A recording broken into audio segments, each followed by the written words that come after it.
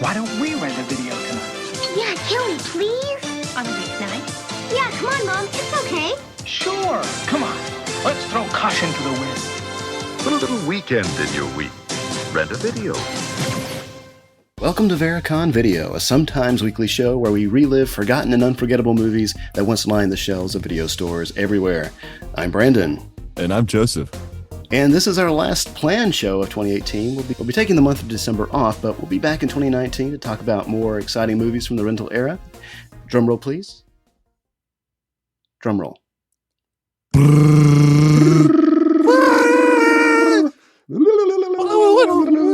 Joy to the world. Okay. Hallelujah. Hallelujah. Beautiful, Clark. House sure looks swell, Clark. Today we're sledding back to 1989 to rap about ginormous Christmas trees, attack squirrels, flying sheets of ice, non-nutritive cereal varnish, and the Jelly of the Month Club. Clark W. Griswold will show you where to put a tree that big in National Lampoon's Christmas Vacation. So grab your moose mug and scoop up some eggnog because we're getting ready to empty the shitter and dream about a new swimming pool with the Griswolds in today's episode. So sit back, relax, and welcome. Welcome to the Cafe 80s, where it's always morning in America, even in the afternoon. Ladies and gentlemen, this is your captain speaking. I have the only gun on board. Welcome to Con Air. Welcome to Jurassic Park. Okay, good evening, America, and welcome aboard Apollo 13. I'm so glad you could come. This is going to be such an exciting day. I hope you're enjoying it. I think you will. Clark Griswold wants the perfect Christmas for his family, but it seems like he has bad luck at every turn. Things go from bad to worse when his parents and his in-laws, and Cousin Eddie, descend upon the family home and slowly dismantle his Griswold family Christmas. So, Joseph, what are some of your long-standing holiday traditions? My dad always had this niche for going out into the woods, literally into the woods in the Appalachian Mountains and picking out our family Christmas tree. It was kind of one of those things where my sister and I were always just geeky about my dad's nerdiness and just calling him out for it almost every holiday. Like, Dad, for once, can we just go to a lot? So is that something you still do? Not anymore, considering how, since my sister and I are both in college now, but because we have this connection for a Christmas lot back at home, but ever since I left high school, we kind of declined from that whole entire weekend outing of going into the mountains and picking out a Christmas tree. Wow. But that's impressive. That's dedication. I know. Well, I guess if there's any relatability to this movie that we're talking about, that's definitely one thing that holds true, is a dad's dedication of going out with the chainsaw. Wow, with the chainsaw. Even better. We never did anything like that. I don't think anyone in my family has ever had like a real Christmas tree. It's just, one from the store. I think for most of my life, my mother still has the same Christmas tree, and we don't really have any standing holiday traditions besides, well, being from like a busted up family. There's just multiple dinners and lunches and exchanging presents, and so just the holidays are just always on the go. Right, always busy. Yeah, always busy. Did you watch this movie a lot growing up? I did. You I did? Oh my gosh. It played as much as Charlie Brown's Christmas. Oh, and yeah. These two movies, we always had them running on Christmas Eve, the week after Thanksgiving. It was always the Lampoons and Charlie Brown for my family. Yeah. Yeah. How about you? Oh yeah. It was this movie and also Home Alone.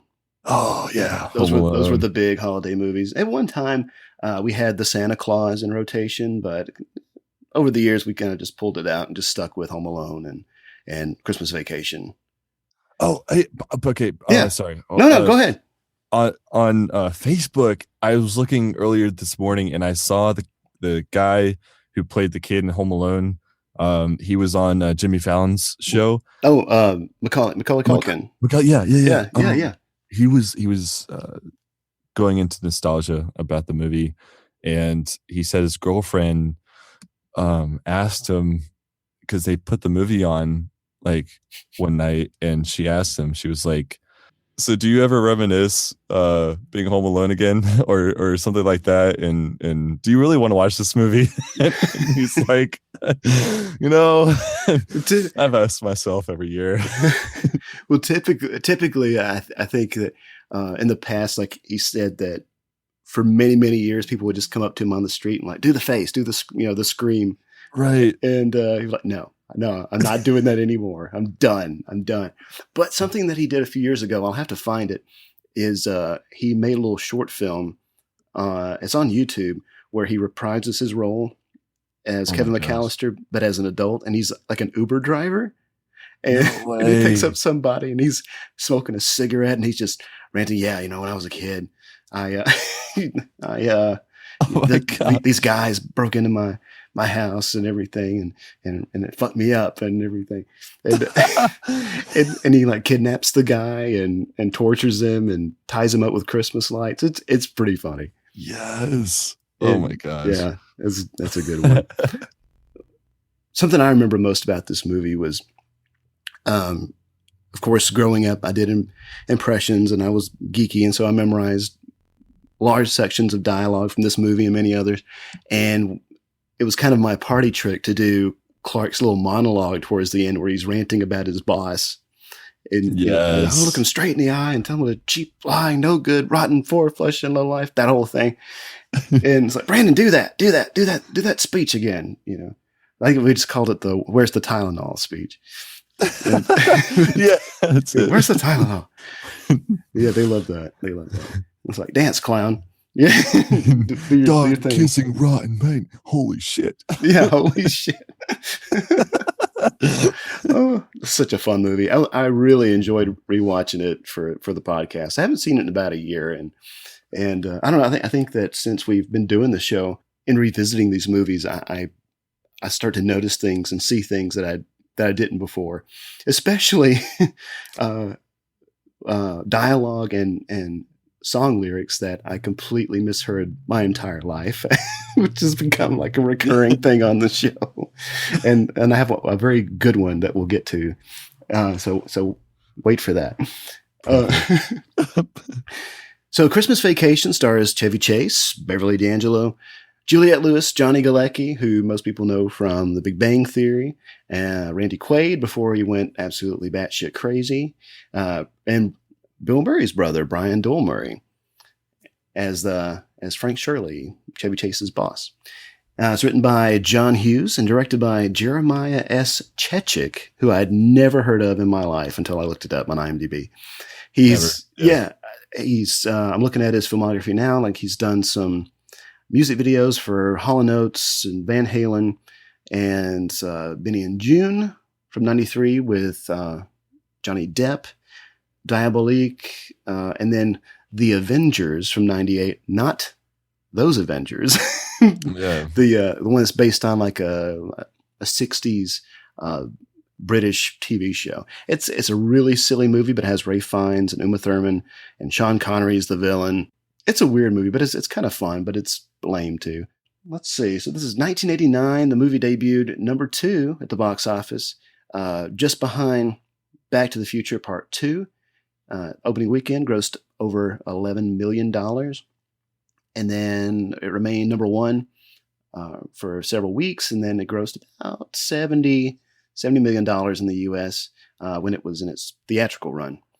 And another little tidbit of trivia that I thought was really interesting was this: the score was composed by Angelo Badalamenti, who is known for doing the music for Twin Peaks, and some other David Lynch projects. He did the music for A Nightmare on Elm Street Part 3, Dream Warriors. So he's known more for that kind of haunting, that's interesting, synthesized score. And then in this movie, like, you hear none of that. It's just the opposite. It's absolutely the opposite. It's farcical and funny and comical, and Sadly, this movie didn't have like an official soundtrack release, but I really like the opening song. Yes. I mean, that's a classic, of course, but and the sums it up pretty well. Oh yeah. I guess, are you ready to walk through this movie? I'm ready to rock and roll. Grab us a Christmas tree and head right into burning the tree down. So let's do it. All right, let's do it. So we open with this animated intro, which lasts like 3 or 4 minutes, and I love this intro. Yes, it's funny. Yes. You have Santa Claus. He's trying to make his way through the Griswold house, and it's just it's an entire odyssey in itself. It is an entire odyssey. This poor Santa Claus, and there were just some really great gags that work really well. Like when he's just trying to get out of the house, like he jumps on the couch or something and to bounce through the skylight. Is that right? Yeah. And then but he misses it and he goes through the roof completely. It's great. And I love that little candy cane walkie-talkie that he's got with the little antenna that he pulls up. That was pretty smooth. And the reindeer, like, yeah, the nose starts blinking. Like, yeah, okay, here we go. We're going in. Emergency Delta, Alpha, moving in. Yeah, it would have been funny if you see like Batman do this little skyhook thing from the Dark Knight and to extract Santa Claus.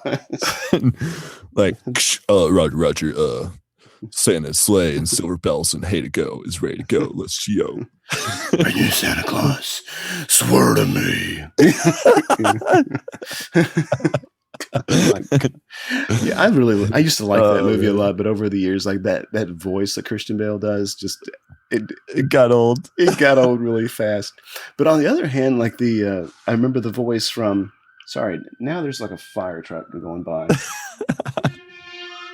Hello, wow. Hi, hello. Oh, jeez. Okay, get a move on. There you go. Get out of here. But on the other hand, the Tom Hardy's Bane voice, like at first when I heard it, I was thinking this is kind of weird because he's doing this kind of muffled Scottish, almost Sean Connery impersonation. Yeah, the whole nobody cared who I was till I put on the mask, and yes, you think darkness is your ally? I was born in it, and all that stuff. But over time, it's kind of cool. But anyway, Christmas Vacation. Oh yeah, we're walking through this movie. Oh right. Oh yeah. Okay. Yeah, Batman's not in this movie, nor is Christian Bale. So we transition to live action. The Griswolds are in their little forward panel station wagon, and they're on this little road trip. And you see the mountains, and they're singing. You know, Clark is leading his family and Christmas songs, and the kids are just not into it at all. And but Clark says, we're going to find the Griswold family Christmas tree, and his eyes just light up because he's so excited. These hicks with road rage show up in this beat up pickup truck and just start cutting them off and harassing them and getting in front of them and slamming on the brakes. And Ellen's just like, don't provoke them. And I love this. Clark says, kids, look, a deer. And then while they're looking away, he gives the guys the finger. But he's getting more and more agitated. And he's like, I'm going to burn some dust here. Eat my rubber. And Russ is like, Dad, I think what you mean is I'm going to burn rubber and eat my dust. Whatever, Russ, whatever. So these guys take off, and Clark changes lanes into beneath the trailer of like a semi truck. Or is that carrying wood? It's carrying timber. Yeah. And it's a pretty neat shot. Like, I don't really know how they, like, it's a very dangerous shot. The stunt driver pulling up under that truck, just with maybe a foot or 6 inches on either side, like in the front and back. Just the timing of that. And I have a hard time believing that anybody could accidentally do this, but I know. Well, of course, Chevy Chase. Just it's his luck. he's got tunnel vision. He's just going after these guys. And so they finally get out and crash into this tree farm sign, and then they're on foot. They are marching through the snow looking for the perfect Christmas tree. Now, they're from Chicago. I found this very weird landscape that this is not Illinois. Mountains in Illinois? I don't think that's right. I think that's pretty flat territory. We'll just go with it, but possibly they went on a very, very long road trip. Maybe they went up into Canada or something. I don't know. Mountains in Illinois. They're on foot in the snow, and then Clark sees it. There it is. And I love the light effect. You've got these shining down from heaven. Right, these golden rays, and this tree is ginormous. It's massive. And Russ says something like, that thing won't fit in our yard. It's not going in our yard, Russ. It's going in our living room. And he just sounds so into it. And with the most possessed face. Yes, very possessed. And it's like, oh, isn't it lovely, Audrey? And poor Juliette Lewis, like her eyes are frozen. And it's a great line because Ellen's like, she'll see it later, Clark. Her eyes are frozen.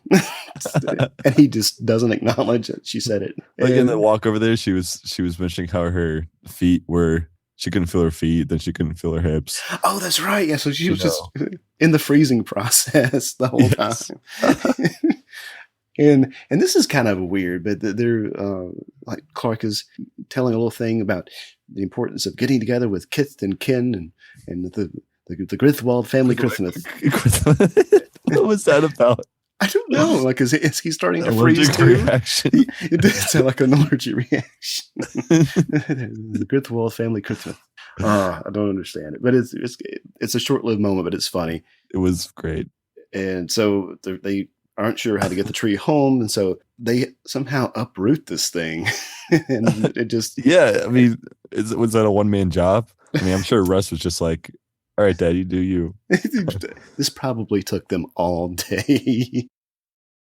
And they somehow get this thing on the top of their wagon, and they're driving it home, but they eventually get it home. They pull into their neighborhood, and this is actually on the Warner Brothers back lot. This isn't a real Chicago neighborhood. And their next door neighbors, these yuppies, Todd and Margot. Margot's played by Julia Louis-Dreyfus, and their house is the Murtaugh house from all the Lethal Weapon movies. And so you start to see some of these houses over and over again, used in different movies and different shows.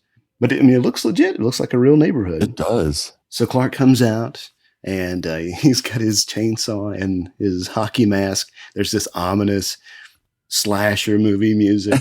So he's kind of doing this Jason thing, but also Leatherface kind of thing. I don't think Jason ever used a chainsaw. Then the yuppie neighbors are like, hey, Griswold, where do you think you're going to put a tree that big? Bend over and I'll show you. You've got a lot of nerve talking to me like that, Griswold. I wasn't talking to you. And Julia is like, oh, talking about me. He's kind of pervy. Yeah. But, he puts his mask on and starts going away.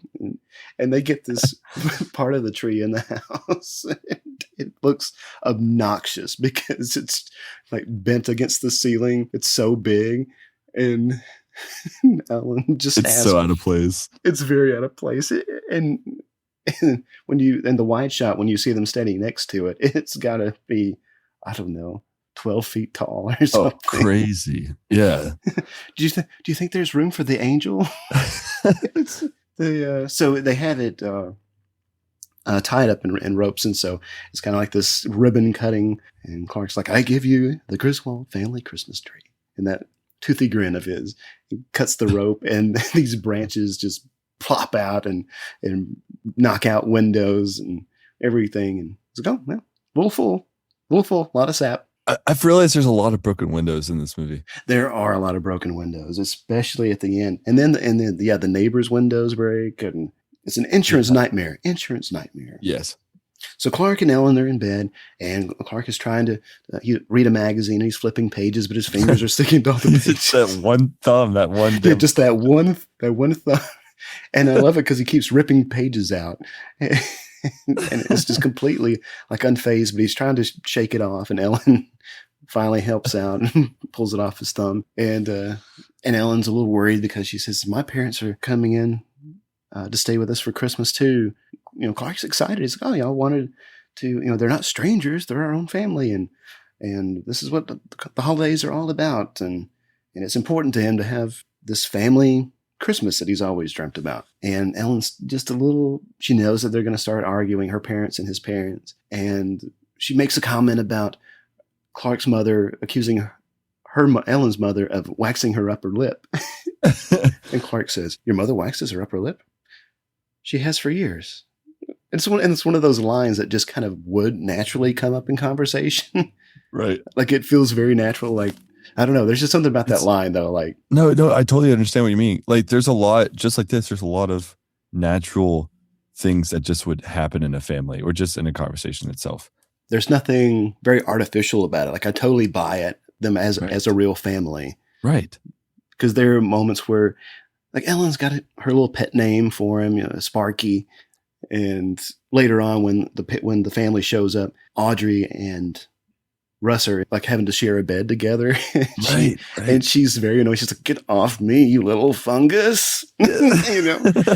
So all the relationships feel very genuine. And relatable and just family. Absolutely. So Clark, he's going on about this big family Christmas that he wants. And he leans over and kisses her. And as he's pulling away, his hand is stuck to her hair.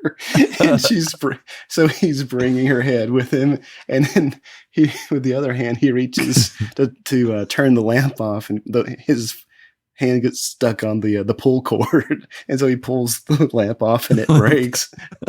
And her reaction is just like zero. They don't even really react. It just seems like this is just another expected thing that happens in the Griswold house.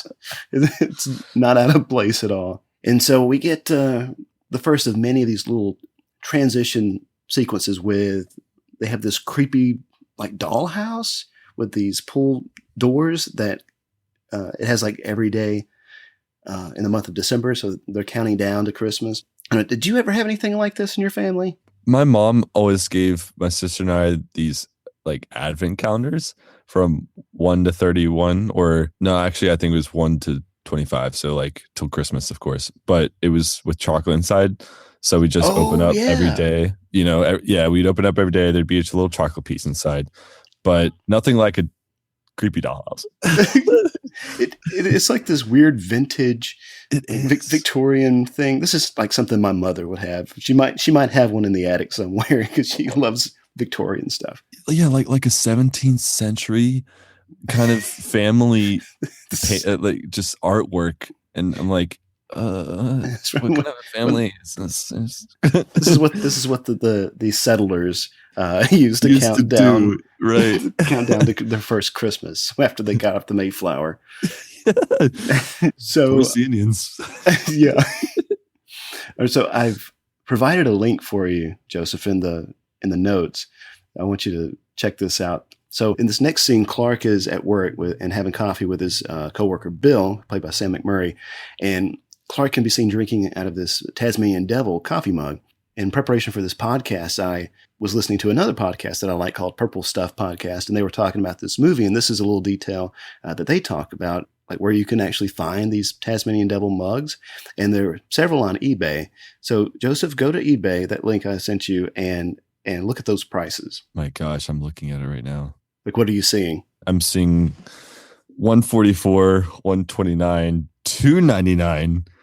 $249, $225, $250. What? I know, man. And I think he only has it in this one scene. That's crazy. But they're selling it with the name Christmas Vacation, Griswold mug, whatever.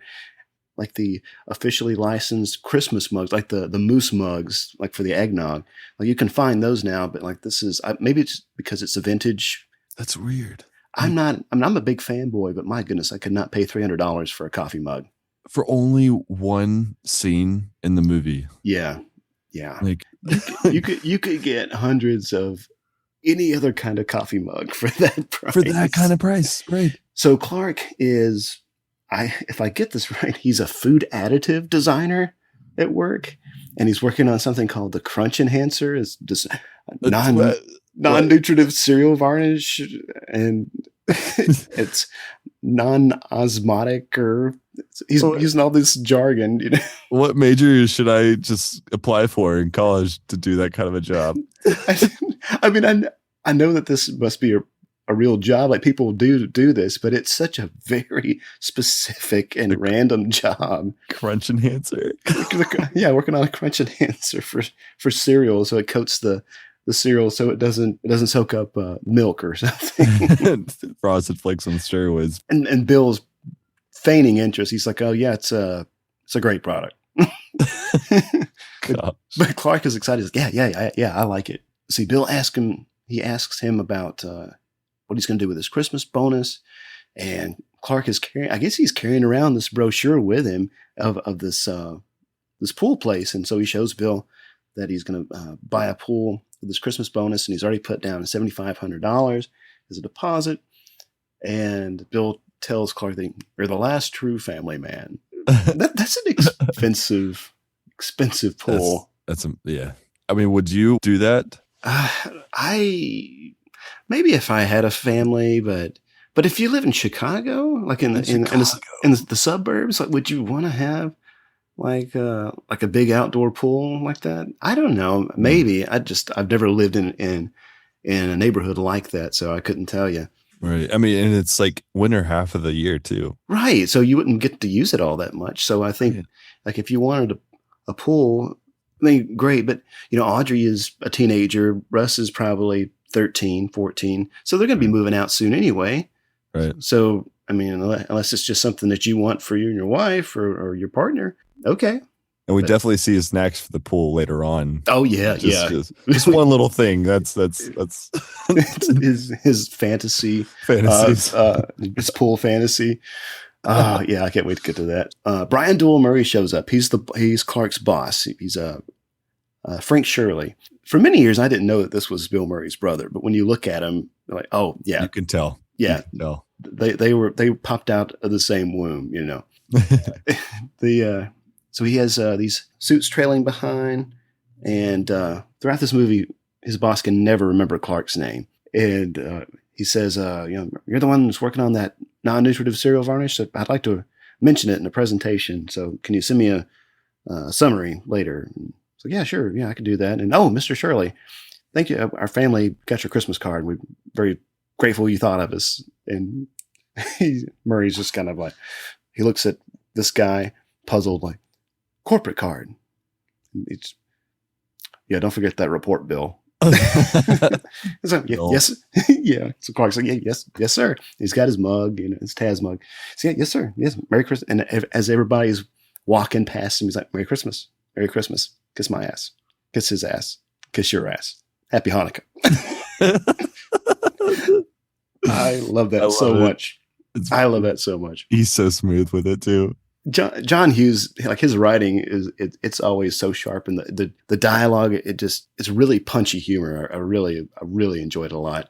And so they go Christmas shopping next, and so we get this little montage of people shopping from the holidays in the city in Chicago.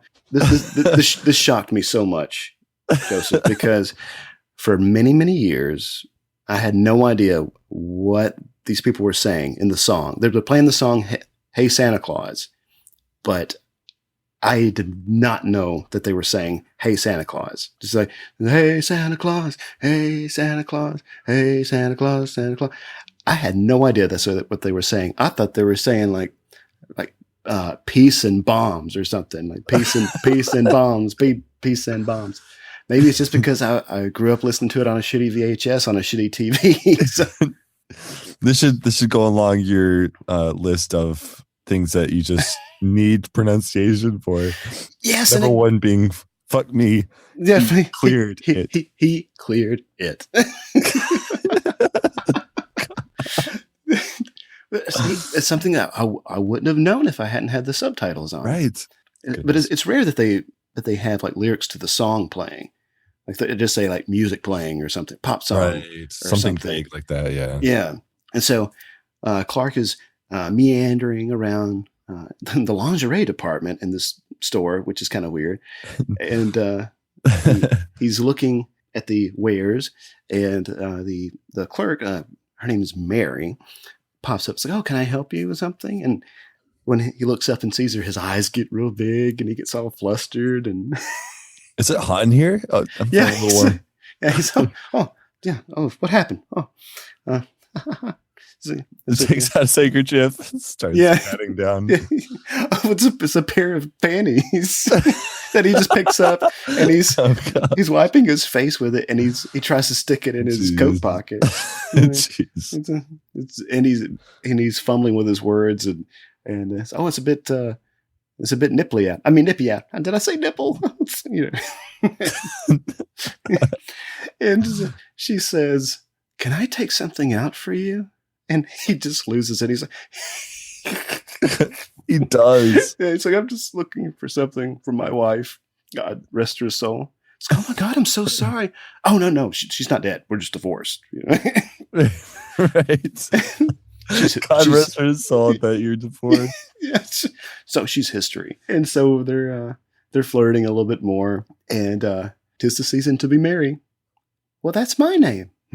"No shit." Oh shit! Shit. That's beautiful. I know. And so Russ finds his dad, and he sees his dad flirting, and he just kind of shakes his head like Dad's up to his old tricks. Yeah, here we go again. Exactly. Oh, and what is she showing him, by the way? Like she's showing like her some lingerie she's wearing, or like trying to show some line, something similar to that. Like her pant line, basically, and how just. Says you can't see the line. And right. Yeah, like her tan line or something like that. Yeah, I need to go back and rewatch that scene because I still don't know what's going on there. But basically showing her leg off. Oh, yeah, like all of it. All of it. Like, everything. Can't see the line. Can't see the line, can you, Russ? Nope. It just looks back. Yeah. That stern fatherly face. Like, what are you doing here? But he's always doing that in these vacation movies. Like he's flirting or mesmerized by a lady in red. And I don't know, he's funny. So what's next here?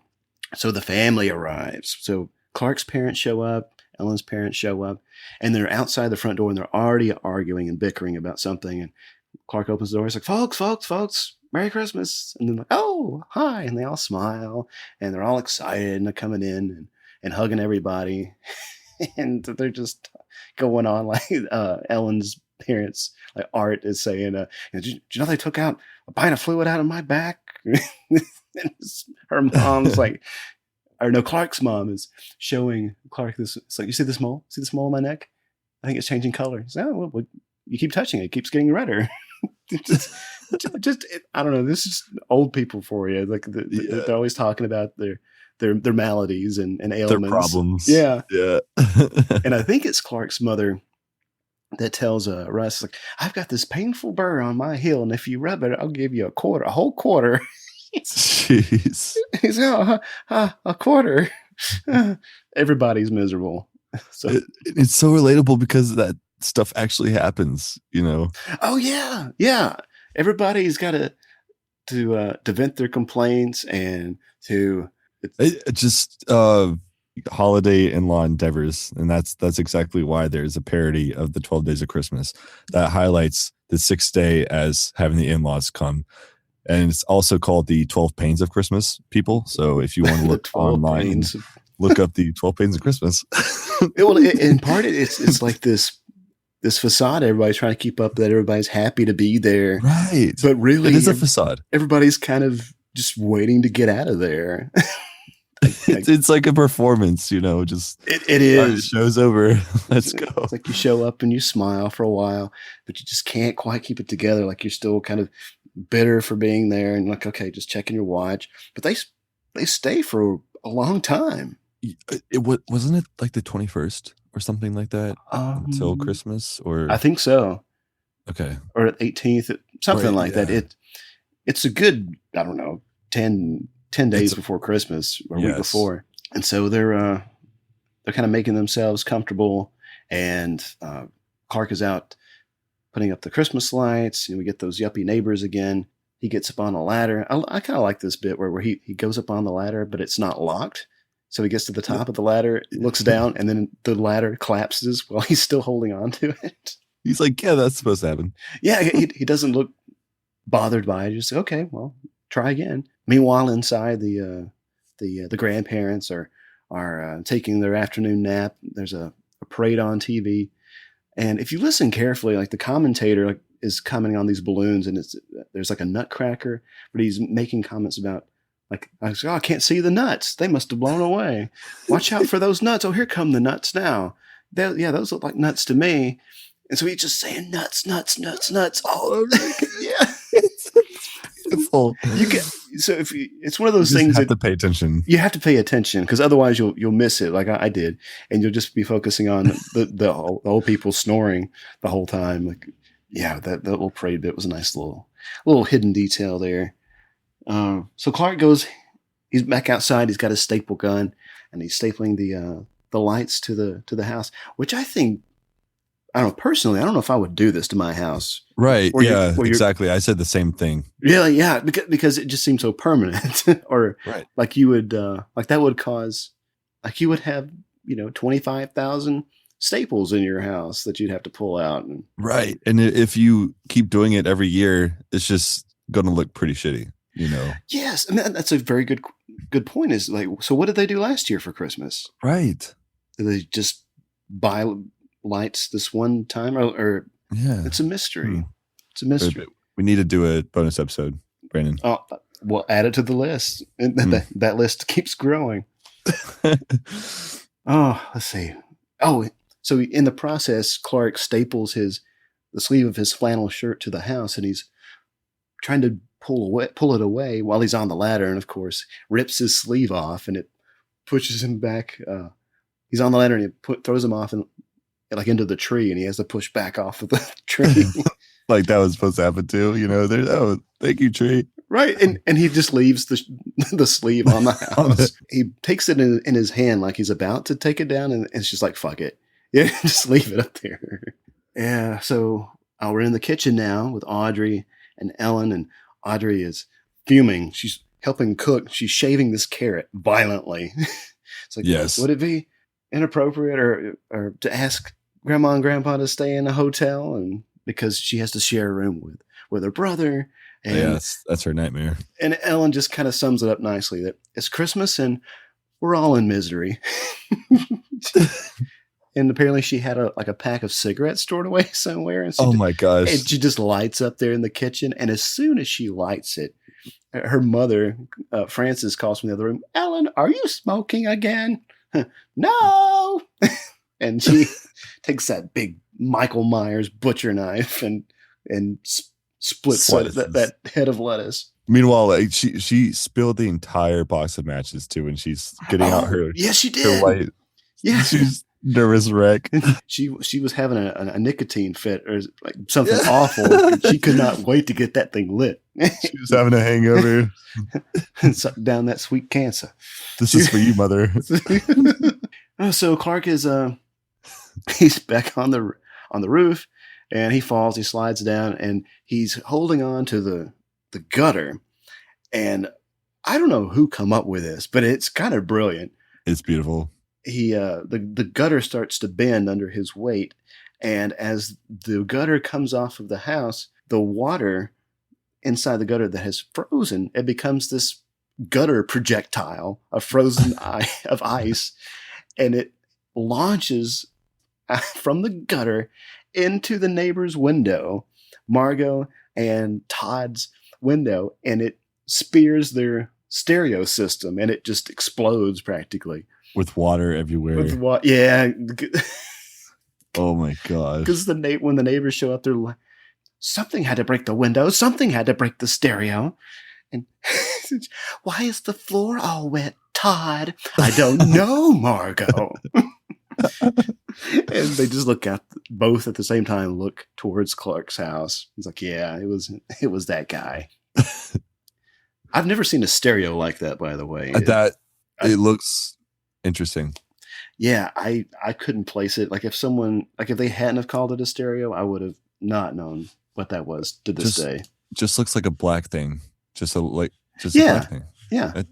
It looks like some kind of like a case or something, like or some kind of protector case. I mean, I guess it was. Maybe they were like really. I mean, they are these kind of uppity, yuppie people, so they probably had like a really trend. Yeah, it was something very like state of the art, and so I wouldn't be surprised if it was something that they had imported.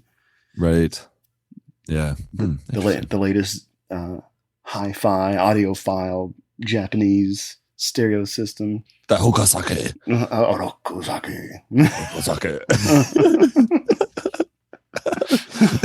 Throwback. That was a fun episode. It was beautiful. I love that. Go check it out, guys. It's episode 9. It's Teenage Mutant Ninja Turtles. So Clark is about to.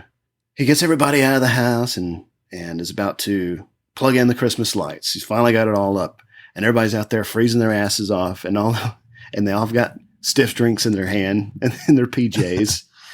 And he asks for a drum roll, and everybody gives this half-ass drum roll that one's making sounds, and somebody's going blah blah blah blah blah blah blah blah blah blah. Yeah.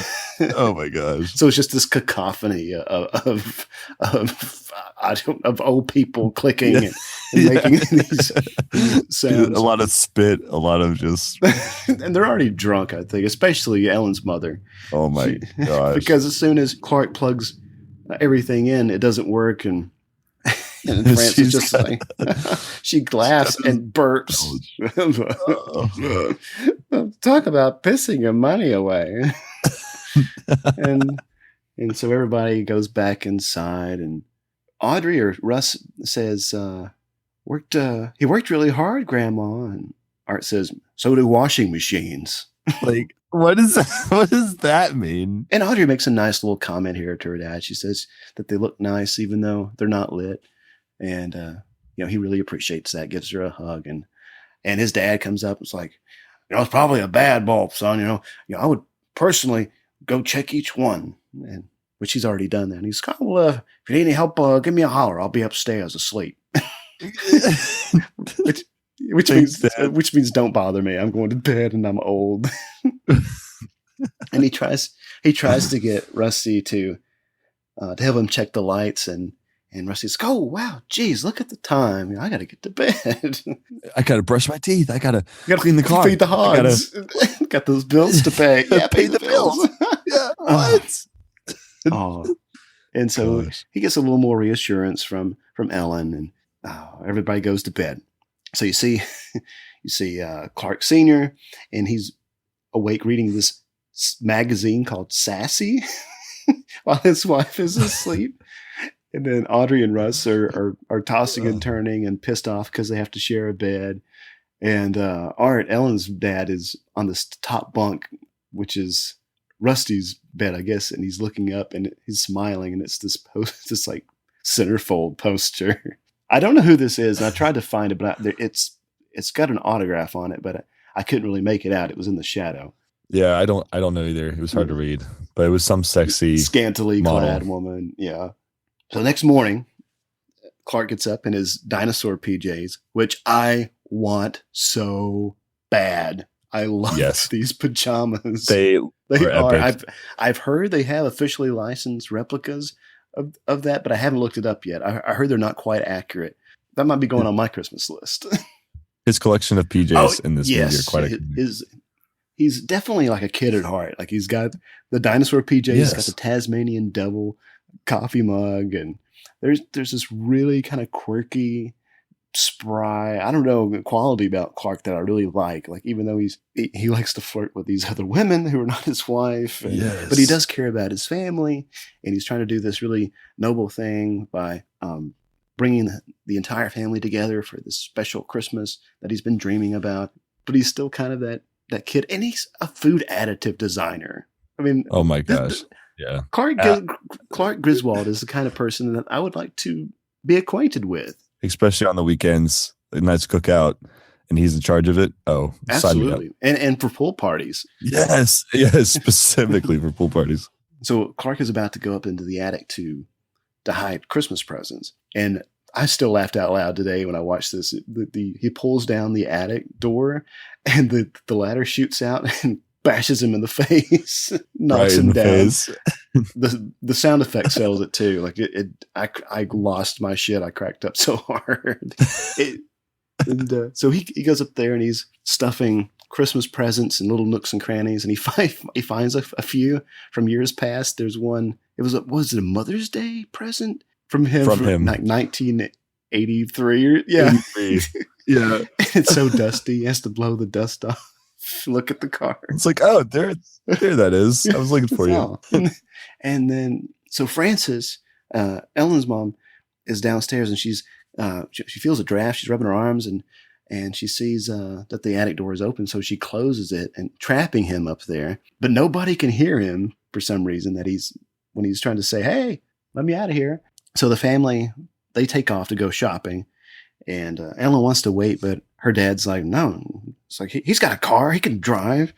I need to eat so I can take my back pill. That's great. He's got some back problems. So he's taking pills, and he's had fluid drained out of his back. So poor Art. Jeez. And so while he's up there, he has to entertain himself. And so, but he's also getting quite chilly. And so he's finding all these different garments, this little head wrap and this like fur shawl.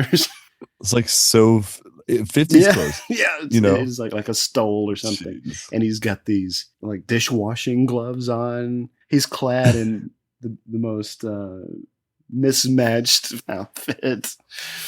And he's rummaging around, and he finds these old films, these old like 8mm films from his childhood. And one of them is Christmas 1955. He's got this great music playing while he's watching, and he's tearing up.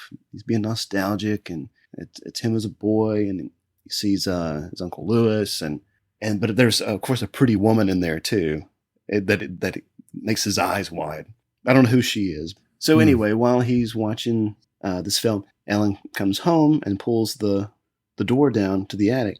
I don't understand why he was sitting on the door in the first place. I was like, no, it can't be. You should have seen that coming. Out of everything that's happened so far, you can't just look down and notice that's the door. You had problems with it before coming up into the attic. So what makes you think it won't have a problem for you when you go back down? He definitely doesn't learn from his mistakes. No, he doesn't.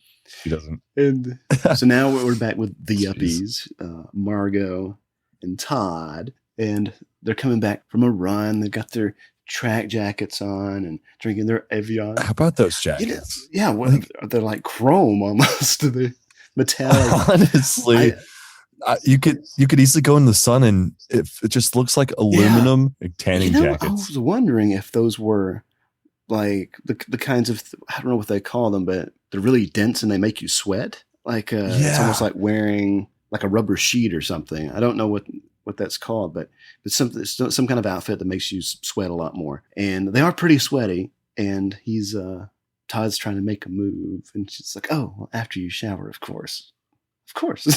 Okay. And Clark, he's still trying to figure out what's going on with the lights, why they're not working. Meanwhile, the Yuppies, they're about to toast. They toast their champagne glasses, and I know I guess they're going to have a romantic night in, and they're about to kiss. And Clark's mom accidentally goes into the garage or something and flicks the switch on, which turns the Christmas lights on. It just blinds the Yuppies. It's just this bright white wrath of God light that's burning through their windows, and they're blinded. They're covering their face. They're stumbling around.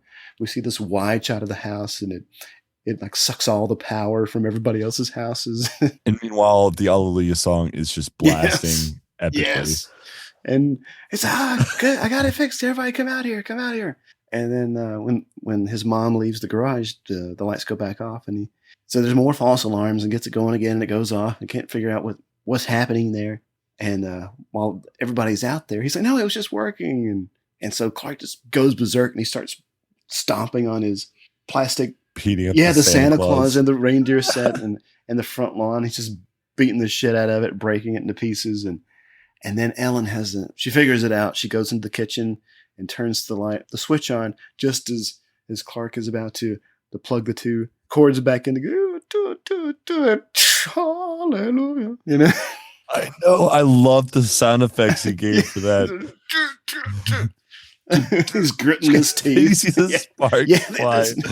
Oh my god! And so everybody thinks it's breathtaking, and his dad's like, "It's a beaut, Clark. It's a beaut." So everybody's happy, and it looks great, and he's hugging everybody, and he hugs his mother-in-law, and she looks uncomfortable. And when he's talking to his father-in-law, he's like, "Art, Dad." Yeah, it was I'm glad you could. Yeah, Dad. Glad you could be here or whatever. And Art just says, "The little lights aren't a twinkling." It's like, yeah, I know that. Thanks for noticing. Because he did introduce the big moment that there were 25,000 imported Italian twinkle lights. And then among the family there in the yard is Cousin Eddie, played by Randy Quaid. It sure looks swell, Clark. And it hasn't really dawned on Clark yet that Eddie is there, or why is he there? He's just why is he there? Yeah, how did he get there? Yeah, how did they roll up in that gigantic piece of shit RV and nobody noticed? Anybody noticing? And so Eddie and his wife Catherine are there, and it takes Clark a minute. He's like, "Eddie, what are you doing here?" And he yells to the RV, and the kids come out. And you got Rocky, and Art says to Rocky, "You got a kiss for me?" And Eddie says, "You might want to hold off on that, Art. He's got a lip fungus, ain't been identified yet." And then he's got this daughter, Ruby Sue, and Francis makes a comment about, "Oh my God, her eyes aren't crossed anymore." So ain't that's something, ain't it? Fell down in a well, and they go across and get kicked by a mule, and they uncross or something like that. Some weird circumstances. Yeah. And and then their dog, their pride and joy, Snots. Oh my gosh. It's like, yeah, we named him that because he's got this sinus thing. And the dog just has snot all over the side of its face. Sinus condition. Yeah, sinus condition. And Clark is just so surprised. Yeah, he's just like, Eddie? You surprised? If I'd woken up tomorrow with my head sewn to the carpet, I would be more surprised than I am right now. But there's this uncomfortable moment where it's like, where are they going to stay? It's like, oh, well, we have plenty of room, and it's like, I didn't want to impose, and so there's okay, they'll stay, but Eddie and Catherine, they'll stay in the RV as long as the kids can stay in the house. So they're going to go have some alone time, and Eddie tells her to get the rubber sheets and the gerbils. What the fuck are they going to be doing with rubber sheets and gerbils? What? Have you ever heard of that? No. What kind of demented sex life do these people have? Psychotic. Oh my God. It's like the 50 Shades of Grey in the sewers. Yeah. Oh, that's a movie I don't want to see. It's like Cousin Eddie's House of Pain. Gosh. Oh boy. So Eddie and Clark are in the den or the living room, and just kind of walk around, catching up, and Eddie's cleaned up a little bit. But when Eddie cleans up, there's always something a little bit off. So he's wearing this thin, light-colored V-neck sweater, really tight, and underneath it, he's got this black turtleneck, but it's not the full shirt. It's just the top part. It's they call it a dickie, but you can see it through his shirt. It's just the black rectangle of fabric. It just looks really gaudy. Really bad. Really He's bad. got these white glossy dress shoes. They're walking around with these moose mugs, these glasses that they're drinking eggnog. Eddie's breaking shit.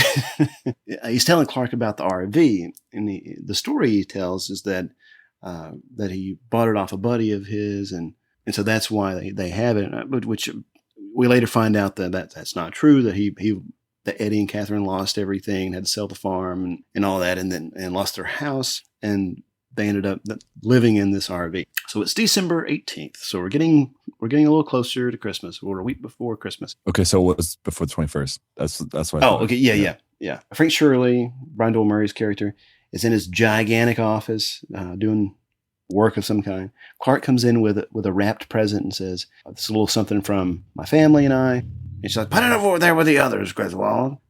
I found it funny that they're the exact same present. Yes, exact same everything. There's like a little table, and there's maybe 6, 8, 10 of these wrapped presents, but they're all the same shape. What do you think it could be? I don't know, man. Like, what would you get your boss for Christmas? Like, if you were a food additive designer. That's a very good question. I'm at a loss too. I'm at a loss, and I find it even stranger that it's likely that everybody got the same gift for their boss, but different wrapping paper, but same shape presents. So he's like, you'll have to excuse me. I'm in the middle of a important phone call. And he snatches up the phone. It's like, give me somebody, anybody, and give me somebody while I'm waiting. In this next scene, this one feels a little different than the rest of the movie. I think that I don't know. There's just something feels a little off about it. So they go sledding. Yeah, it's just a filler. It's like we want to have this kind of funny, but it seemed like a very in-depth production. Like this took a long, time to shoot because you got some stunt work, you've got some rear projection work, and a lot of effects involved. Yeah, and Clark has got this. Have you ever seen a sled like this? It looks like a giant plate or something. No, this is the first time I've ever seen something like this. Like, I've always been used to like the old time, the old fashioned, just like he had in that the recordings, the 1955 recordings. Yeah. Those sleds. That's what I've been used to, not the silver platters. The silver platters. And he's polishing the bottom of this thing with some kind of kitchen lubricant that's fancy that this company's been working on, and so he goes down first. But first he's talking with Eddie, and Eddie doesn't want. I love this hat that Eddie wears, by the way, with the ear flaps and stuff. He said, "I don't really think it's a good idea for me to go sliding down with my injury, or he's got this plate in his head." And I love how he describes it because he says, it comes in right up here, right underneath my part, and like this side over here, it's nothing. But here, if this gets dented, then my hair just ain't gonna look right. Clark is just giving him. Where did this conversation come from? Clark's just giving him this what the fuck look. Yeah, jeez. And speaking of his hat, is that kind of like a Russian style hat going on there, or I don't know what the proper name of it is, but my grandpa had one growing up that I used to wear a lot. But it was just that exact same hat. Yeah, but it is kind of made after that, just that deep winter kind of like you're about to go trekking through Siberia. Right. Trying to find a saber-toothed tiger kind of experience. Yeah. If you're hunting saber-toothed tigers, you will want to have this hat from the Cousin Eddie collection. So anyway, Clark takes off down the hill. Like, if you blink, you'll miss it. By the time speed of light, people. Because that first shot is pretty funny, where you just see like he is just a flash of light, like where he just goes down the hill. 3 times 10 to the 18th miles per hour. He's going the speed of the sound anyway. So you get this kind of goofy music, and he's out of control, and he somehow makes it crossing a highway and into a Walmart where he finally stops, and Cousin Eddie just says, "Bingo." I don't really know. I don't know what that means or what that symbolizes or why even. No, because he can't see where Clark ended up. Yeah, all of them apparently saw where he landed. Yeah, it makes no sense when they focus on it. This was probably a reshoot or something. If you suspend your disbelief, you won't really notice it. But yeah, you don't know what they're reacting to. Yeah, he just stopped by in Walmart, but how can you see the Walmart if he disappeared out of sight like in the first millisecond after he left the hill? So right, there's no way. And he had quite a journey. He's miles away, probably. I'm very puzzled, Brandon. This is bad. We'll have to investigate this in a future episode. December 21st, Bill drops by Clark's office, and Clark is worried about his bonus because he hasn't gotten it yet, and he's playing with this really cool little model swimming pool that he just happens to have in his office. That was pretty. I love that little flicking noise, like as he's flicking the diving board, just a little sputtering sound. And he asks Bill on his way out, like, if he'd gotten his bonus check yet. And he said, no, but the company courier showed up at the house sometime today, so that's probably it. But Clark isn't quite convinced. He's still fretting because he put down a large sum of money down on the pool, and so he has got to have this bonus check. This is the pool fantasy. This is the pool fantasy part. I guess Clark can't sleep, and so he's up and he's looking up. He's thinking about yeah. And so he's got that pool on his mind. So he's looking out in the backyard, and he's got his red robe on, and of course it's a beautiful sunny day on the other side of the window, and the entire family is there and having a great time in this brand new fantasy swimming pool, and we're getting that Maliki Maka in the background. Yeah. And can we discuss Eddie's outfit? Yes, let's do it. So he's wearing what?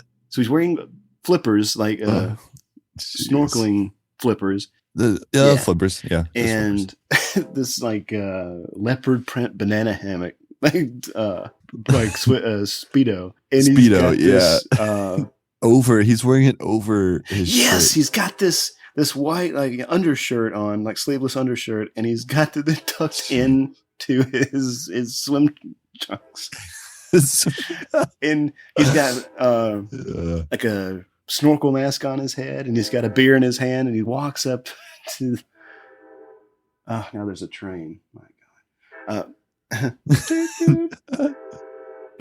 Can you hear it? Yeah, I can hear it. And so he's up on the diving board, and he's got this towel, and he's spinning it around his head and throws it into the pool. In the pool. Oh my God. There's just something so trashy about it. I just, forgive me, but all I can say to myself when watching that is, what a dumbass. And he like looks at Clark and he toasts him, and he's bouncing down on the diving board and waving at him. And Clark's just like, oh my God, and rolls his eyes. But then everybody disappears, including Eddie, and Eddie is replaced with Mary from the department store, the lingerie counter. And she's wearing this red swimsuit and looking all sexy. And she's like using her finger, like trying to motion him like to the pool. Yeah. And he's like shaking his head like, yeah. Who, me? Like, I was like, I better not. It's too scandalous. It's scandalous. And so she takes her swimsuit off and like kicks it at the window. I love that the suit bounces off the window. Bounces off the window, out of the fantasy and into reality. It crossed some kind of barrier, some membrane between realities. And he's watching her swim, and as she's breaching, or she's coming up out of the water, a slow motion shot, he's almost there to see her tits. And then Santa Claus. So Ruby Sue pops up, surprises him. She thinks he was Santa Claus because he's wearing this red robe. And, Uncle Clark, are you Santa Claus? He's what? he's still kind of surprised, and he was so in the moment. He was so wrapped up. He was. He scared me. Like when she walks up, the way he's holding the blinds. Oh yeah, having his face against the window. And he's. What's funny is that like this is all in his head, but he's reacting to it as though he's actually seeing it. And so he's talking with Ruby Sue and kind of gets the hint that her parents have nothing for them for Christmas. So the next is the shitters full scene, which is a classic image of you've got Clark and Ellen hanging out. They're drinking coffee in the morning, and he's looking out the window, and he's not fazed at all. Like he's not surprised to see Eddie outside emptying his toilet on his RV into the sewer. And he's wearing that goofy hat and these shoes and black socks and this short bathrobe that must have been his wife's or something. Hardly covering his crotch. He's just like, Merry Christmas. Dinner was full. And he's drinking beer and he's smoking a cigar, isn't he? In the morning. That's right, because the neighbor, Todd, comes out and he's about to go for a run. And when he sees Eddie, he just goes back inside. The smell must have been awful, by the way. Yeah, because you see all that liquid shit splashing up on the sewer grate. But I love this little, I think it's a little, tuba rendition of Rudolph the Red-Nosed Reindeer over the scene. Yes, it is. While he's just burping and Ellen and Clark are talking, and they suspect that Eddie and Catherine don't have anything for their kids. Eddie's been unemployed for 7 years, which this is a great little exchange because Clark asks Ellen, he couldn't find a job in 7 years. And Ellen says, Catherine says he's been holding out for a management position. It just looks at him. Oh, all right. Management of what? Right. Yeah. Because I don't know. Eddie is such a great character. Eddie's just a mess. So Eddie and Clark go grocery shopping. And the whole time Eddie is buying, he's just stacking up all the dog food. Three pure. Yes, like the big, 5-pound bags. Massive. Oh my gosh. Heavier than that, I guess. And he's got the canned dog food, just all the dog food. And he just keeps piling it into the cart. I thought the car was going to break. Well, he did break. I think Clark put in some light bulbs or something in the shopping cart. Right. And Eddie just throws one of those big bags over it. And you hear it break. And Clark just okay, whatever. His face. So in short, Eddie says, he confesses that the RV is theirs, and they lost the house and the farm, and they're not in very good financial shape. And Clark says, we want to help you get your kids some presents for Christmas. And at first, Eddie's like, no, I can't do that. But he finally gives in, gives him a big hug. This is a real nice surprise. A real nice surprise. You can hear some bone breaking. Just crushes him with his hug. And Eddie, here's a list, alphabetized. And he's like, and for you, Clark, I'm going to get you something really nice. Real nice. He's so sleazy. My gosh. He is. Just the whole okay sign. Yes.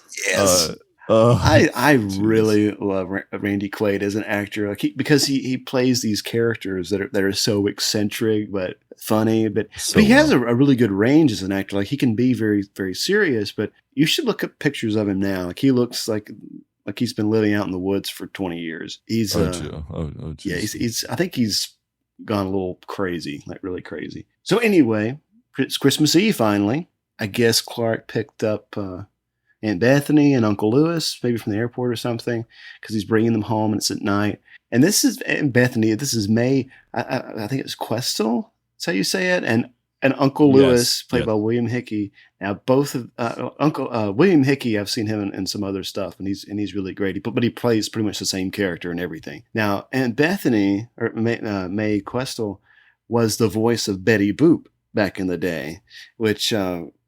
I've been watching this movie for years, and I used to watch Betty Boop, and I remember Betty Boop had a little cameo in Who Framed Roger Rabbit, and I just never put it together that it was the same voice. And so that was a cool little thing that I learned today. Aunt Bethany is a delightful addition to this movie. And Uncle Lewis too, but she is. Is your house on fire, Clark? Oh, Aunt Bethany, those are Christmas lights. Don't throw me down, Clark. I'll try not to, Aunt Bethany. And so she's just going on and on. Is this the airport, Clark? So they get into the house, and this is a great line. Uncle Lewis says, man, Bethany figured out the perfect gift for you. So, Uncle Lewis, you don't have to buy me anything. Damn it, Bethany, he guessed it.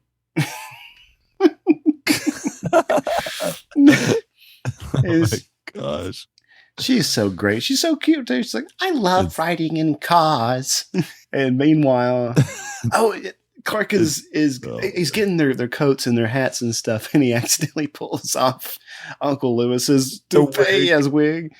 And he's trying to fix it back on his head, and it looks even worse than before. It looks so bad. And when I was watching this today, it was on Amazon, so it was in HD, and that makeup effect doesn't really hold up, like the bald cap, because when the wig comes off, you can see you can notice it's a really bad skull cap, and hair is glued around the sides, because he actually does have a full head of hair. It looks like almost as bad as those that you'd see on Saturday Night Live, Like it's just obvious they're wearing a bald cap. That's a fun fact. Little things that you notice. Oh yeah, and Ellen says, "Oh, Aunt Bethany, you shouldn't have done that." She's like, "Oh dear, did I break wind?" And Lewis comes up, "Jesus, did the room clear around Bethany? No presents. You shouldn't have brought presents." And so the presents that she brought, one is her Jello mold, and one is her cat. She wrapped up her damn cat. And I do love what happens to this cat coming up. I know. Oh man. So they're sitting down Jeez. To Christmas dinner, Christmas Eve dinner rather, and everything is everything's kind of wound down. Like everybody is kind of level, and there's like no overt animosity. Everybody's here. We're family. There's a good peace and feeling about the atmosphere in the dining room. Clark. Oh no! What happens next is Grace and Bethany. Yes. Right. Because it was like her 80th Christmas or something. Yes. So Bethany, they asked Bethany to say grace, and everybody, gets ready, closes their eyes, clasps their hands, and she starts saying the Pledge of Allegiance. And she took the time. She took her time, and everyone was like, "Oh, let's all put our hands together because this is about to be an epic prayer." Yeah. You think that she's collecting her thoughts and trying to come up with something very, very appropriate and elegant. Yeah. But it's, "I pledge allegiance to the flag of the United States of America," and then everybody starts saying the Pledge of Allegiance too, because he stands up, puts his hand on his heart.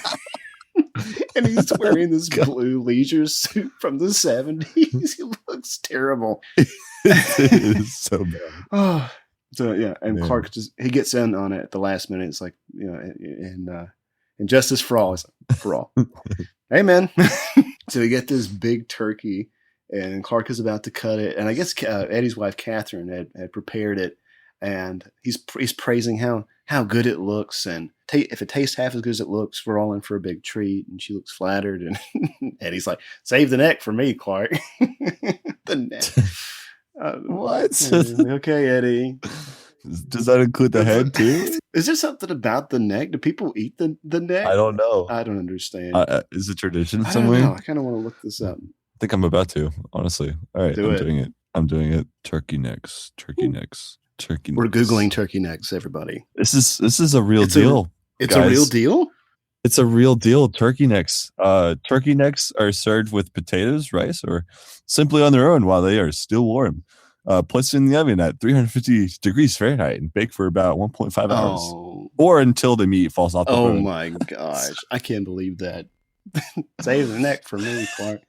So now, if you're having a turkey at your Christmas dinner this year, remember, you should try the neck. Please try the neck. There might be some oxygen in there. All right. So it might be combustible like this turkey because when Clark cuts it just splits open and just just all the air just full of air. And I love that there's like a beat and there's a little puff of smoke that comes out of it.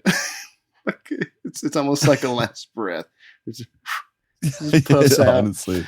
And Catherine starts crying. She's like, "I told you, I put it in too early."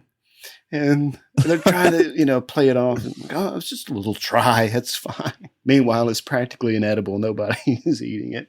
Clark, the whole scene with him eating it is probably the most iconic. Oh, yeah.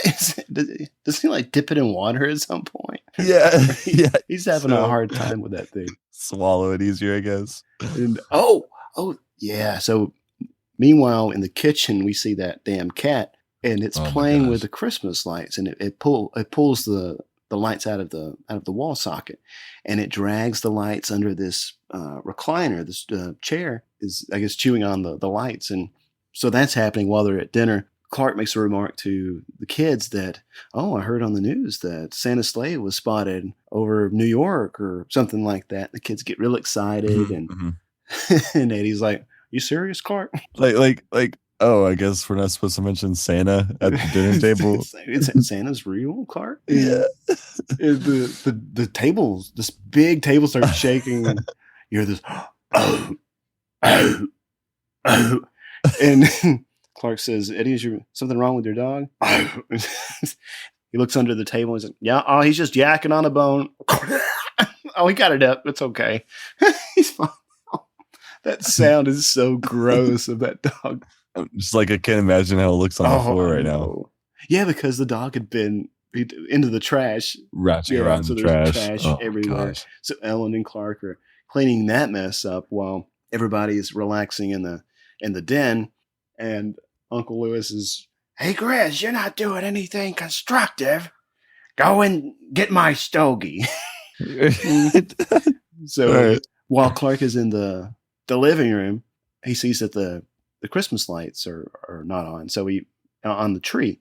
And so he plugs them back in. And as he puts the second one in, you could just see just this ball of flame from under this chair. Oh.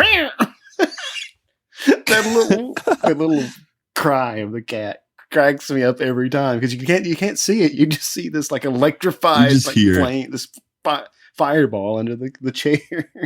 My God. And they pull the chair back, and I still crack up at the outline of the cat, open like before it turned to ash, Vitruvian cat or something. Oh man! So Eddie helps him take this burnt chair out to the street. Clark remarks that there is the smell like this. There's some kind of gas coming out of the sewer. There's like a shot of the sewer grate, and you can see like this glowing green light. Like, what is going on down there? Well, yeah, it's like maybe the turtles are up to it again. You know, the turtles or Pennywise, maybe Pennywise. All the things in the sewers. You just never can tell these days. Jeez. And so Uncle Lewis is observing the Griswold family Christmas tree while smoking his cigar, and he's walking around it. And then we the shot. Oh from, my gosh! I guess they're in the living room. It's like a flamethrower. Yeah. Honestly, and the sound, this whooshing sound, this instant flame, and so Clark gets up to go see what was going on, and we see the tree is it's no more. It's completely toasted, and Lewis is on fire. So my tree. So what's the matter with you? Honestly. So what happens next? Oh, so the delivery driver, Clark's company, has a courier bring this by. He thinks it's his bonus check.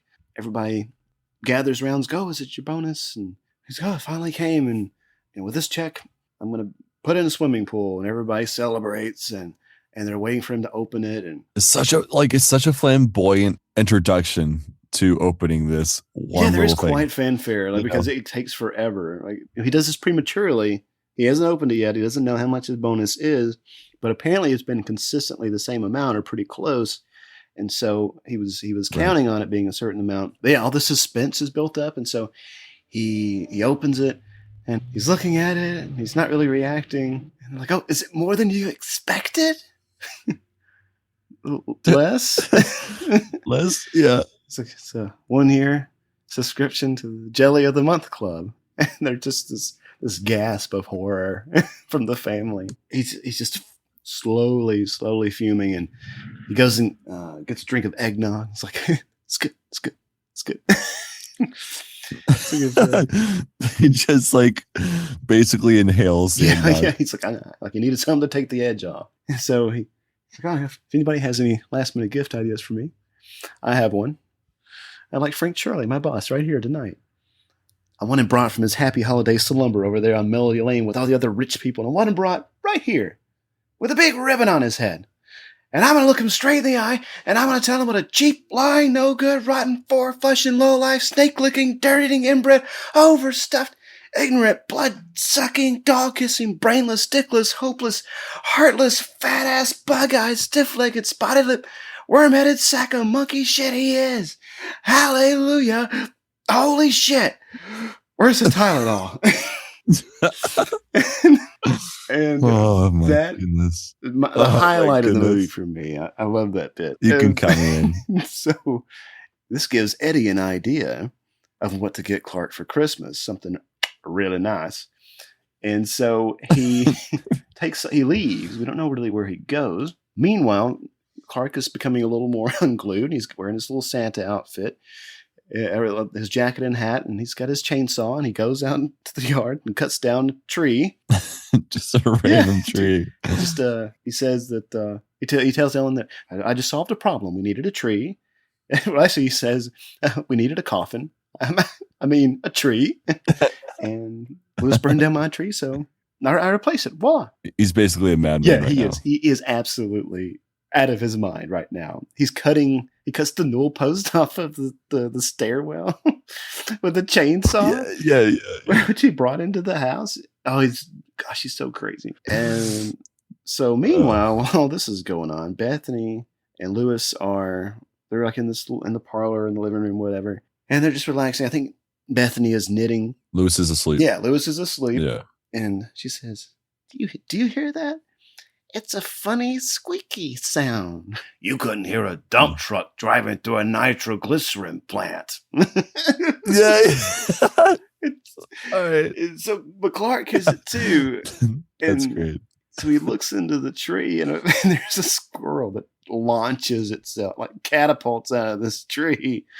It's like a flying squirrel. His dad's like, squirrel! Everybody is terrified of this squirrel. I know. I thought it was like, you'd think it was some raccoon. Or something that might be rabbit or some threat, but not just one little squirrel. Everybody, the whole family is running up and down the stairs, running from the squirrel. Bethany and Lewis they're not bothered. While they're hiding from it, Clark says, he takes off his coat and he's like, I'm gonna bag it with a coat, catch it with a coat, and smack it with a hammer. Francis passes out. Oh, very dramatically. And then the dog gets after the squirrel, and so it's chasing it through the house. And next door, Margot is like, I'm gonna go over there and take care of this, because when Clark was cutting down the tree in the yard, it fell through the window. So another broken window. And so Margot goes over there, and as soon as she knocks on the door, Clark opens the door, and the squirrel jumps on her, and the dog jumps on both of them, and he just closes the door. Gone.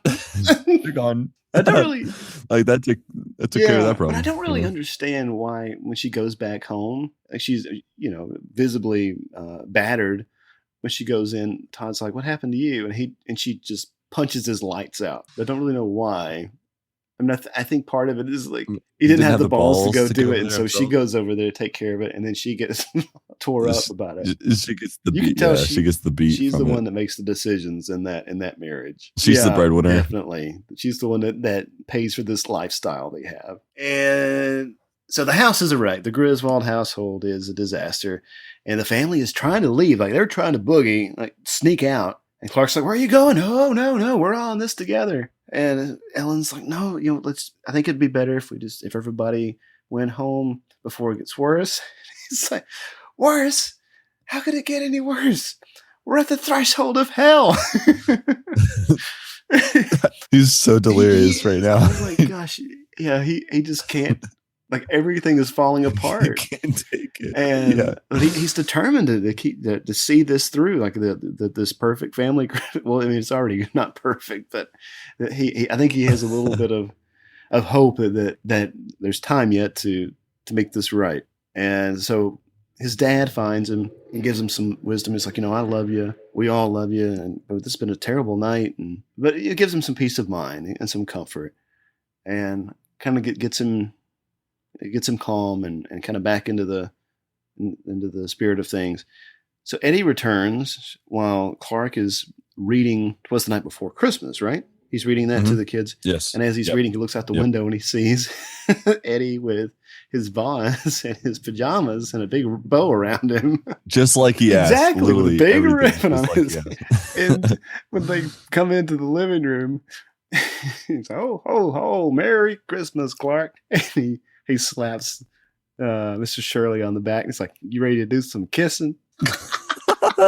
His eyes get all wide, like, "Oh shit!" I know, right? Like, "Oh, really sorry about this. This is the family's first kidnapping." And Mr. Shirley, he's pissed and says, "You're fired and you're going to jail." We get the scene of the wife in this big house, and and she's wearing like I think she's already wearing a fur just inside for some reason. Yeah, apparently it's cold in the Like house. it's really cold.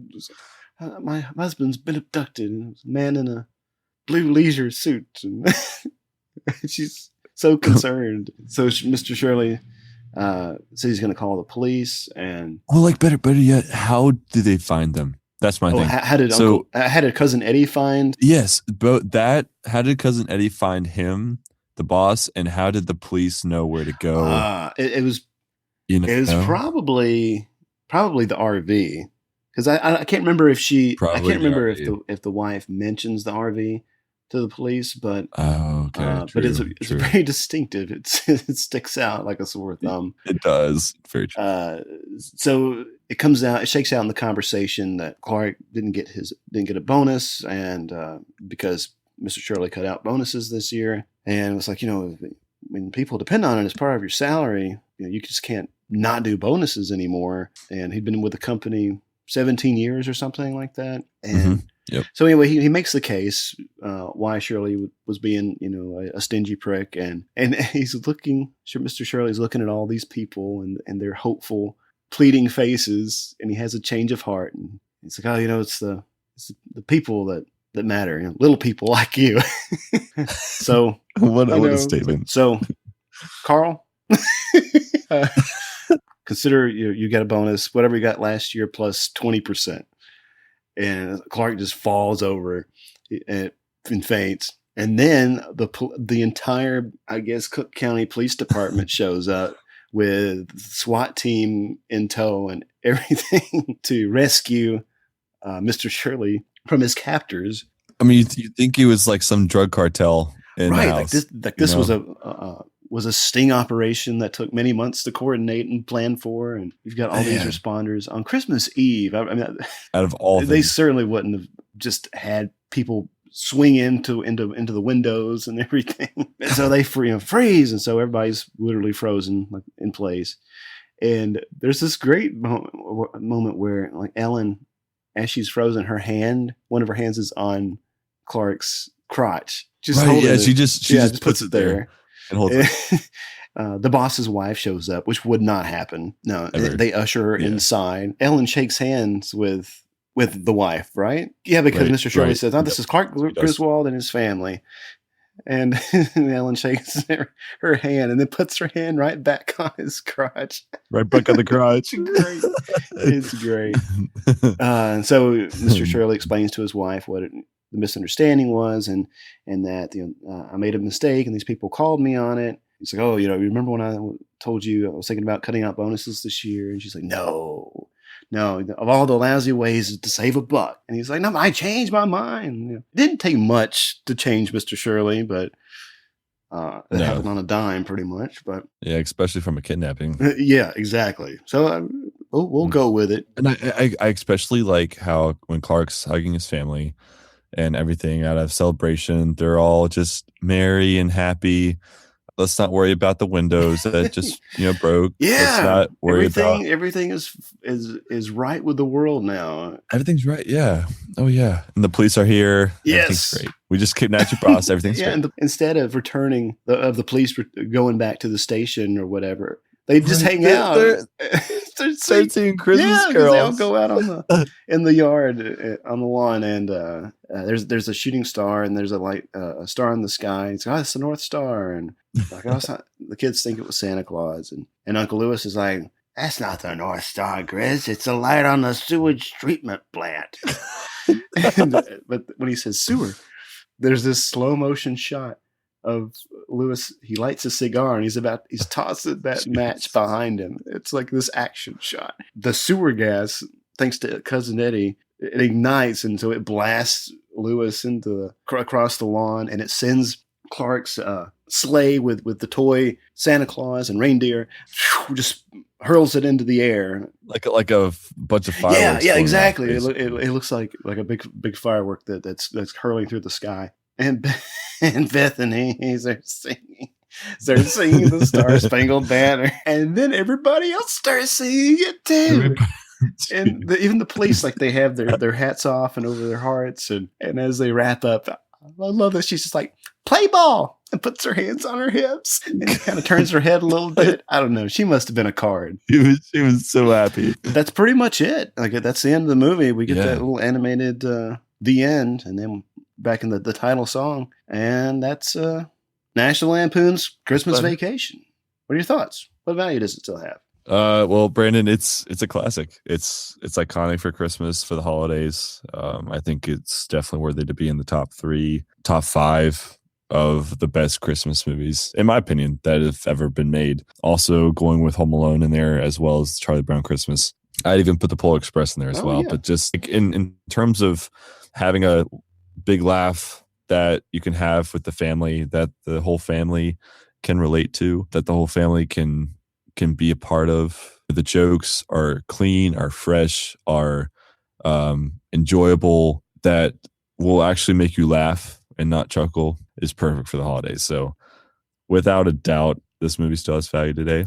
And the casting was beautiful. Oh, yeah. And the script was beautiful. The screenplay, the directing, everything. Yeah. And it's pretty clear like what an impact this movie still has, or what resonance it still has, because you can go like around this time of year, you can find Christmas Vacation pajamas and moose mugs and little right all kinds of different merchandising that they're still making from the show. So I don't know. I think it's pretty cool. I wouldn't surprise that they had some leopard spotted Speedos on for sale as well. Goodness, that that's picture worthy right there. No. No, I don't want to be near that. But some Christmas trees in the background, cigar. That would probably be that, or the shitter's full wardrobe would be a great Halloween costume. Yes. Like we said, this is the last episode of 2018. We looking ahead to next year, 2019. Right, I know we'll be back in January. We'll have a nice little selection of movies for you from the rental era. Just a quick thing before we go. I wanted to give some shout outs to some of my favorite podcasts that helped inspire this one that we're doing. And this was our 10th episode. And so we've only been active for about 4 months. 4 months. And, but we feel like we've come a long way so far, and we're still changing and growing and learning.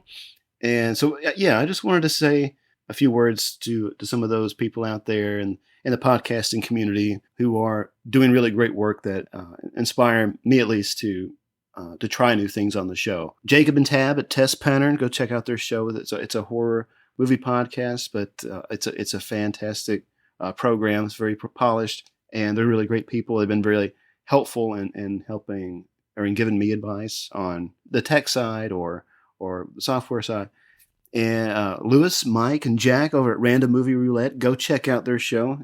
Every episode they're each assigned a random movie to review, which is that makes for some lively conversation. Go check out Chris, Donna, and Carlos's podcast called Hey, Do You Remember?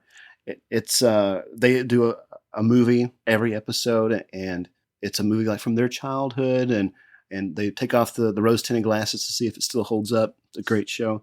There's a Nashville-based podcast that I really like called Your Inner Child is an Idiot that has a very similar format. It's Damon and DJ. Go check out their show.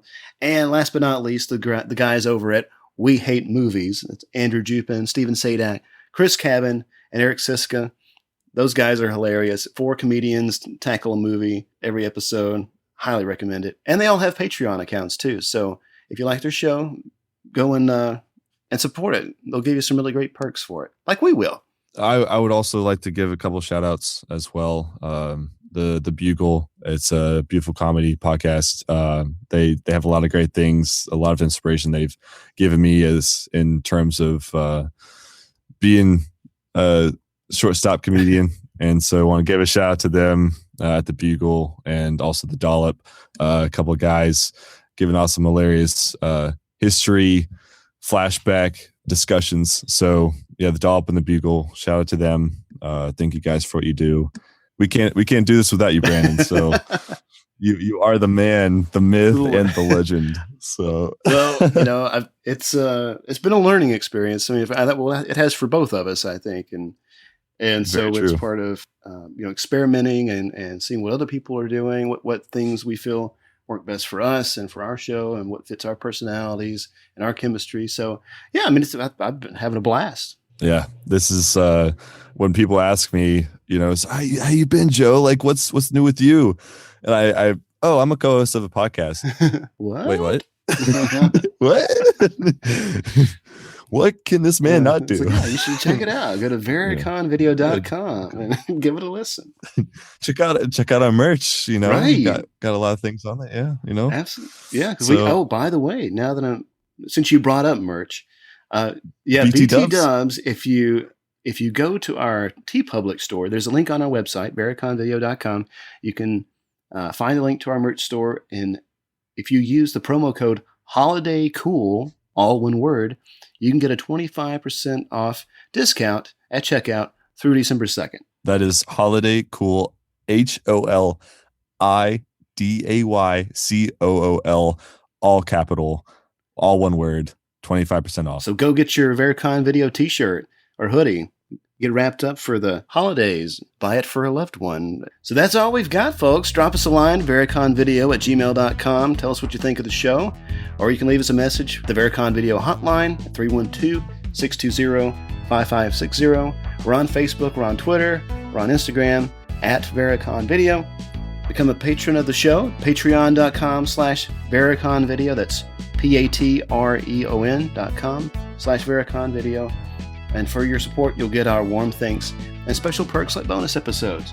So you can find the link on our website as well at vericonvideo.com.